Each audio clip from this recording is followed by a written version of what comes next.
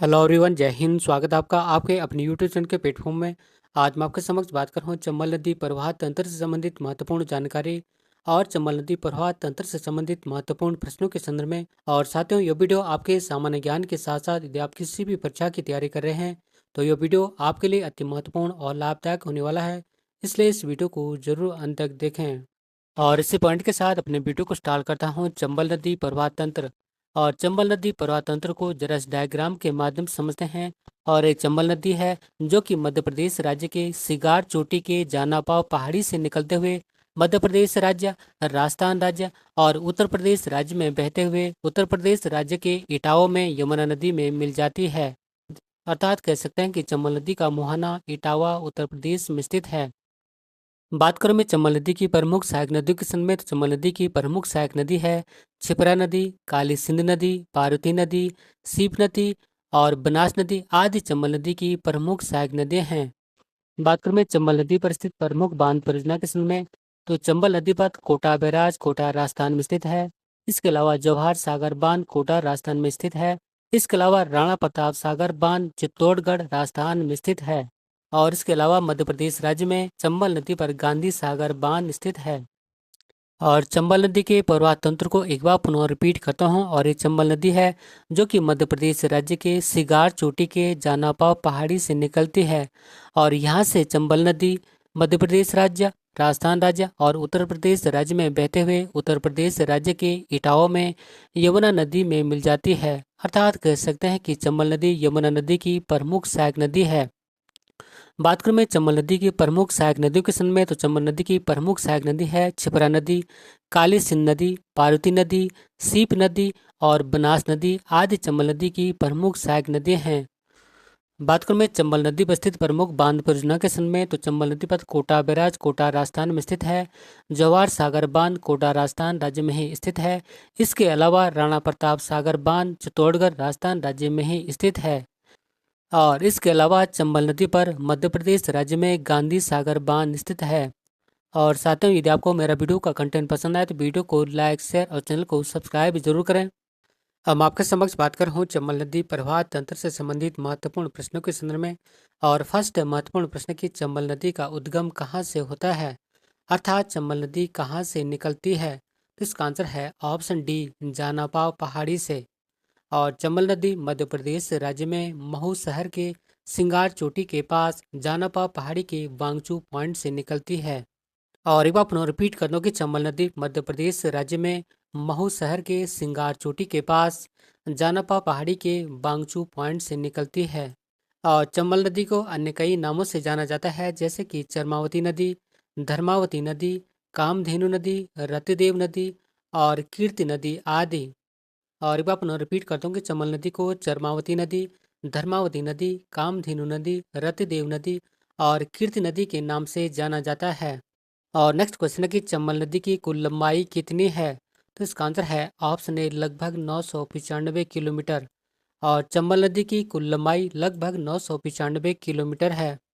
और नेक्स्ट महत्वपूर्ण प्रश्न है कि चंबल नदी किसकी सहायक नदी है। तो इसका आंसर है ऑप्शन ए, यमुना नदी की। और चंबल नदी यमुना नदी की प्रमुख सहायक नदी है। और चंबल नदी इटावा उत्तर प्रदेश में यमुना नदी में मिल जाती है। बात करें मैं महत्वपूर्ण नोट पॉइंट के संदर्भ में, तो यमुना नदी गंगा नदी की प्रमुख सहायक नदी है। और एक बार पुनः रिपीट करता हूँ कि चंबल नदी यमुना नदी की प्रमुख सहायक नदी है। और चंबल नदी उत्तर प्रदेश राज्य के इटावा में यमुना नदी में मिल जाती है। और यमुना नदी गंगा नदी की प्रमुख सहायक नदी है। और इस प्रकार कह सकते हैं कि चंबल नदी यमुना नदी की सहायक नदी है और यमुना नदी गंगा नदी की सहायक नदी है।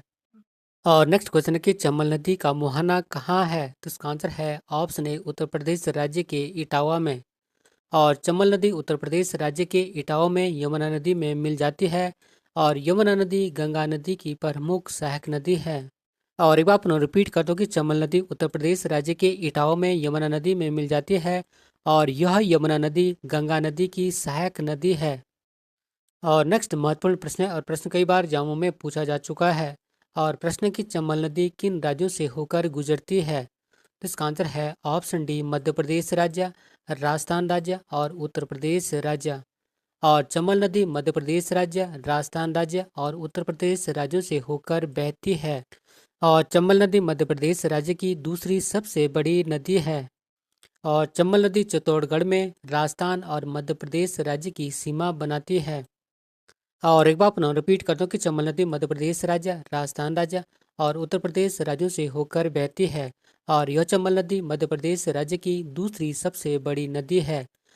और चंबल नदी राजस्थान के चित्तौड़गढ़ में राजस्थान और मध्य प्रदेश की सीमा को बनाती है।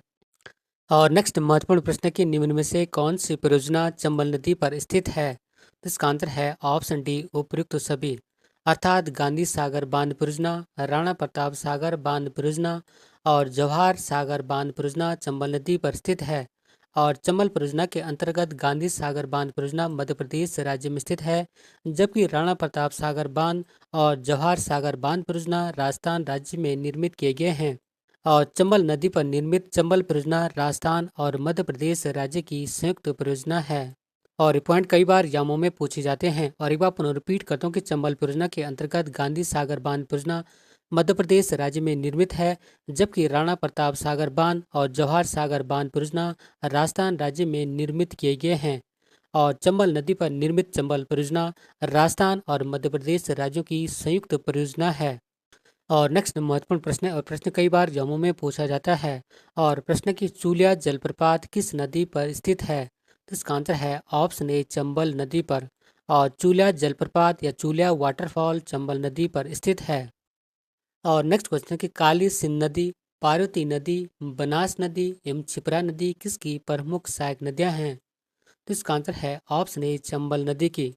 और काली सिंध नदी, पार्वती नदी, बनास नदी एवं छिपरा नदी चंबल नदी की प्रमुख सहायक नदियां हैं। और एक बार पुनः रिपीट करता हूँ कि काली सिंधु नदी, पार्वती नदी, बनास नदी एवं छिपरा नदी चंबल नदी की प्रमुख सहायक नदियां हैं। और नेक्स्ट महत्वपूर्ण प्रश्न है, और प्रश्न कई बार एग्जामों में पूछा जाता है। और प्रश्न की पुनासा जलप्रपात या पुनासा वाटरफॉल किस नदी पर स्थित है। तो इसका आंसर है ऑप्शन ए, चंबल नदी पर। और पुनासा जलप्रपात और चूलिया जलप्रपात चंबल नदी पर स्थित हैं। और ये दोनों जलप्रपात अर्थात पुनासा जलप्रपात और चूलिया जलप्रपात राजस्थान राज्य में चंबल नदी पर स्थित हैं। और नेक्स्ट क्वेश्चन है कि उज्जैन शहर किस नदी के तट पर स्थित है।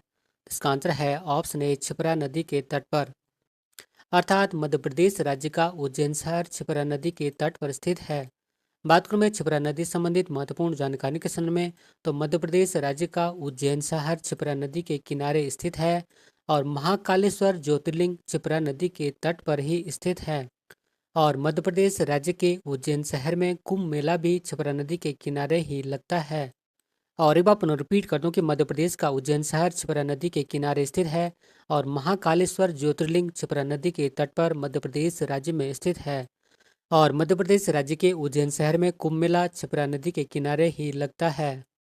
और नेक्स्ट महत्वपूर्ण प्रश्न है, और प्रश्न में आईएएस 2017 के अलावा भी कई बार एग्जामों में पूछा जा चुका है। और प्रश्न है कि यदि आप घड़ियालों को उनके प्राकृतिक आवासों में देखना चाहते हैं तो निम्नलिखित में से किस स्थान पर जाना सबसे सही है। तो इसका आंसर है ऑप्शन सी, चंबल नदी। अर्थात यदि घड़ियालों को उनके प्राकृतिक आवासों में देखना है तो चंबल नदी प्रवाह क्षेत्र में जाना सबसे सही है। और चंबल नदी के अपवाह क्षेत्र में राष्ट्रीय चंबल अभयारण्य है। और यह अर्थात राष्ट्रीय चंबल अभयारण्य घड़ियालों का सबसे बड़ा अभयारण्य है। और राष्ट्रीय चंबल अभयारण्य को राष्ट्रीय चंबल घड़ियाल वन्य जीव अभयारण्य भी कहा जाता है। और एक बार पुनः रिपीट कर दो कि चंबल नदी के अपवाह क्षेत्र में राष्ट्रीय चंबल अभयारण्य है। और यह अर्थात राष्ट्रीय चंबल अभयारण्य घड़ियालों का सबसे बड़ा अभयारण्य है। और राष्ट्रीय चंबल अभयारण्य को राष्ट्रीय चंबल घड़ियाल वन्य जीव अभयारण्य भी कहा जाता है। और नेक्स्ट महत्वपूर्ण प्रश्न आईएएस और यूपी पीसीएस 2020 के अलावा भी कई बार एग्जामों में पूछा जा चुका है। और प्रश्न है कि राष्ट्रीय चंबल अभयारण्य किन राज्यों का हिस्सा है। इसका आंसर है ऑप्शन डी, उपयुक्त सभी। अर्थात राजस्थान राज्य, मध्य प्रदेश राज्य और उत्तर प्रदेश राज्यों का हिस्सा है। और राष्ट्रीय चंबल अभयारण्य राजस्थान राज्य, मध्य प्रदेश राज्य और उत्तर प्रदेश राज्य के तिरबिंदु के पास चंबल नदी पर स्थित है। और एक बार पुनः रिपीट करता हूँ कि राष्ट्रीय चंबल अभयारण्य राजस्थान राज्य, मध्य प्रदेश राज्य और उत्तर प्रदेश राज्य के तिरबिंदु के पास चंबल नदी पर स्थित है।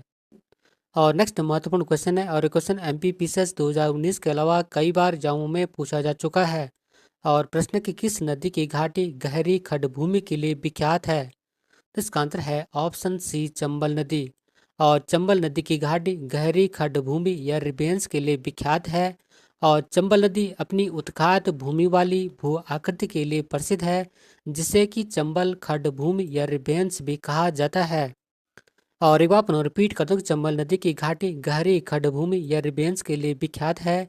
और चंबल नदी अपनी उत्खात भूमि वाली भू आकृति के लिए प्रसिद्ध है, जिसे कि चंबल खड़भूमि या रिबेंस भी कहा जाता है। और ये क्वेश्चन आने वाली परीक्षाओं की दृष्टि से अति महत्वपूर्ण है। और नेक्स्ट महत्वपूर्ण प्रश्न है कि क्षिप्रा नदी किसकी सहायक नदी है? तो इसका आंसर है ऑप्शन ए चंबल नदी की। बात करें में क्षिप्रा नदी संबंधित महत्वपूर्ण जानकारी के संदर्भ में, तो क्षिप्रा नदी चंबल नदी की प्रमुख सहायक नदी है। और क्षिप्रा नदी मध्य प्रदेश राज्य के देवास, उज्जैन, रतलाम, मंदसौर में बहती हुई चंबल नदी में मिल जाती है। और मध्य प्रदेश राज्य का उज्जैन शहर क्षिप्रा नदी के किनारे पर स्थित है। और ये सभी पॉइंट आपकी आने वाली परीक्षाओं की दृष्टि से अति महत्वपूर्ण हैं। और इसी क्वेश्चन के साथ अपने वीडियो को समाप्त करता हूं। और यदि आपने इससे पूर्व ज्योग्राफी की अन्य महत्वपूर्ण वीडियो को नहीं देखा है तो कोई बात नहीं, मैं उन सभी वीडियो की लिंक को इस वीडियो की डिस्क्रिप्शन में लिंक कर दूंगा। और यदि आप चाहें तो प्लेलिस्ट में जाकर भी देख सकते हैं। और यदि आपको वीडियो का कंटेंट अच्छा लगे तो वीडियो को लाइक, शेयर और चैनल को सब्सक्राइब जरूर करें। मिलते हैं नेक्स्ट वीडियो में, तब तक के लिए धन्यवाद। जय हिंद।